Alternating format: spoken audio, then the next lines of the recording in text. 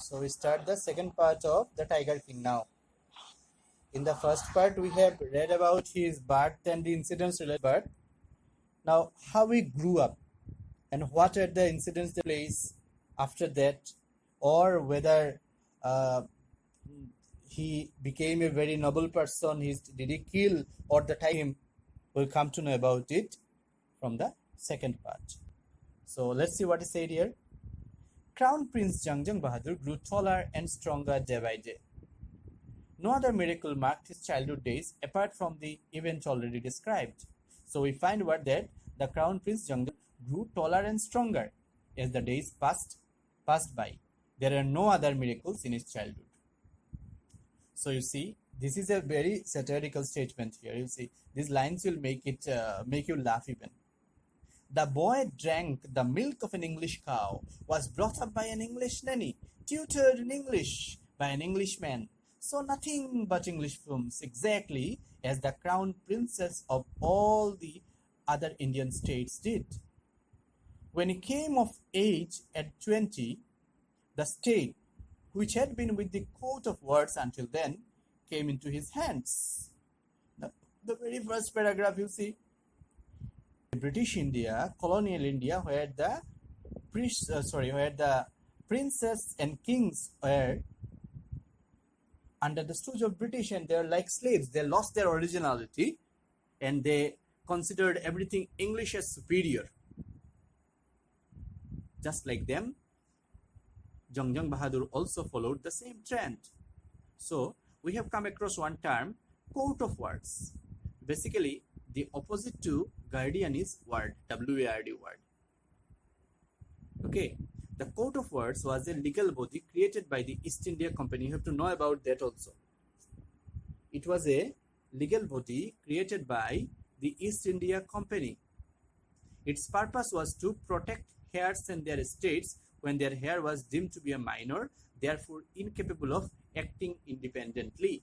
The basic thing is what? Quite naturally we understand that Jangjang Bahadur's father was not the king and he must not be alive. He was undoubtedly was not alive, and so the coat of word was looking after the whole dynasty, rather whole kingdom, until the king became mature. So that is the term use of the word coat of words. Now we find what that as a fine words. What do you find here? Yeah? You see, as a boy he drank the milk of an English cow. The boy drank the milk of an English cow. So as a boy he drank the milk of an English cow, was brought up by an English governess, got lessons in English by an Englishman, and watched English films just like the crown princes of other Indian states did. So when the Crown Prince Jangjang Bahadur turned 20 years of age, the royal state, which had been in the custody of the coat of words, was given to him. It was given to him. But everyone in the kingdom remembered the astrologers' prediction. Many continued to discuss the matter. Slowly, it came to the Maharaja's ears. What is it? All the people who lived in the kingdom were aware of the astrologers' prediction. Everyone in the kingdom remembered the astrologers' prediction, so they knew it. They were aware of the astrologers' prediction. Many continued to discuss the matter. Many of them discussed these predictions. And what happened? Slowly it came to the Maharaja's ears. So since there was a murmuring about it, Maharaja came to know about it.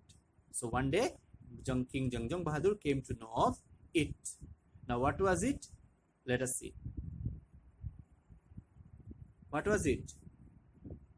It was nothing but that incident, the childhood prediction that the Tiger King would be killed by a tiger, and the warning forwarded by the Tiger King when he was just 10 days old. Now let us see whether things are propitious, that is favorable or not. See, there are innumerable forests in the Pratibandhapuram state. They had tigers in them. The Maharaja knew the old saying, "You may kill even a cow in self-defense." There could certainly be no objection to killing tigers in self-defense. The Maharaj started out on a tiger hunt. Now, the thing is what? We find here that the Pratibandhapuram state had many forests which had a number of tigers in them. The Maharaja was aware of an old saying that you can kill even a cow. Now, basically, a cow is considered holy in Indian culture. People who follow Indian culture, for them a cow is holy. So, killing a cow is considered a sin. But it is again said in the Shastras that in self-defense you can kill even a cow. That is the thing. The Maharaja was aware of an old saying that you can kill even a cow in order to protect yourself. So he felt, what did he feel there? He felt that the cow, which was considered to be a holy animal, will be killed by a Hindu in order to save himself. Then no one would object if he killed a tiger in order to protect himself. And so the Maharaja Jangjong Bahadur started out on a tiger hunting expedition. He started out on a tiger hunting expedition. So, was he successful or not? Let's see.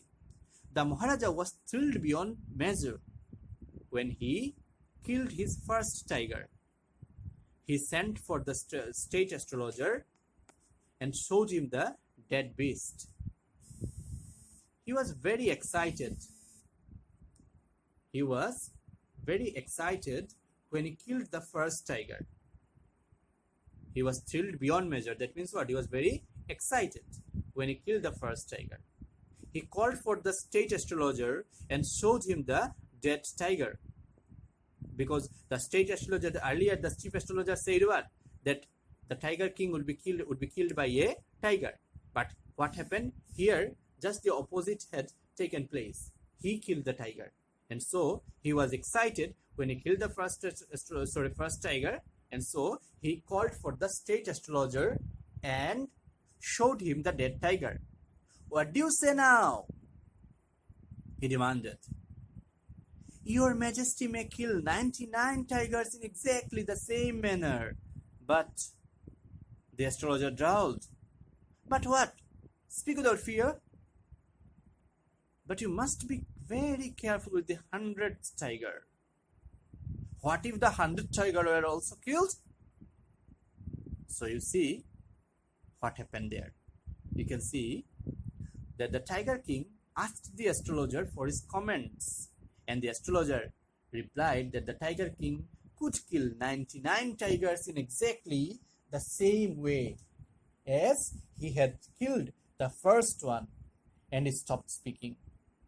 Now the king encouraged the astrologer to continue without fear, speak without fear. What is it? This time he said. So the astrologer said that the king had to be very careful with the 100th tiger that he hunted. The king asked him that what would happen if he killed the 100th tiger also. So it is said, what if the 100th tiger were also killed? Now you see here. Then I will tear up all my books on astrology, set fire to them, and